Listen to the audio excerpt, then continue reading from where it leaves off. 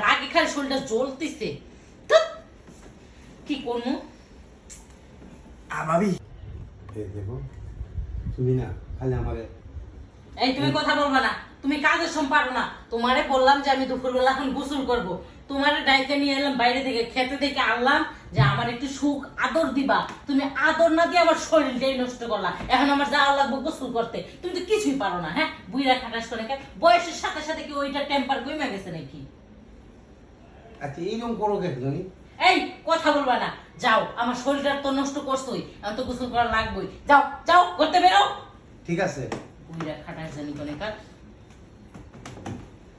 কত সুন্দর করে খেতে থেকে নিয়ে আসলাম যে একটু আদর ভালোবাসা দিবে, ভালোবাসা দিলে আমি একটু গা গোসল করবো। এমন ভালোবাসা দিল শুধু শরীরটাই নষ্ট করলো। রাগে খালি শরীরটা জ্বলতেছে। কি করবো ভাবি আমার একটু বাইক এই তুই তুই এইখানে কেমনে এলি? আর বাইক রয়েছে না কে? আরে আরে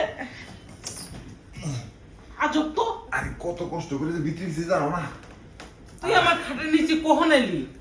বাইক এসে গা গেছে গা। ভাবি আমি তো তোমার খাটে তুলে মেলা লাগাইছি। কি কস? হ্যাঁ তার মানে এই যে আমরা তোমাকে খাট দিয়ে দাপ্পার দাপ্পার করলো বুঝছো আমার, আমি তো ভয় পেয়ে গেছিলাম, ভাবছিলাম যে খাট বান ভেঙে পড়ে যাবে, তারপর তো 2 মিনিট পরে দিয়ে বন্ধ শেষ। বাইরে ভাই, তোর কাছে কি কম দুঃখের কথা, তুই তো নিজে চোখে দেখলি 2 মিনিটে কাম শেষ। এত কষ্ট কইরা সোনা ময়না জান পাখি কইরা ঘুমানো জিনিসটা জাগা করলাম, জাগনা করলাম, কইরা হেরে লাভ কি হলো? 2 মিনিটে উঠলো আর নামলো, তাহলে আমি শরীরটাই নষ্ট করলো, কোনো কামই হলো না। ভাবি তুমি গোসল করবার যাবা? গোসল করবো না, শরীর নষ্ট করছে, গোসল করবো না। কাট দাও না আমি ইশারা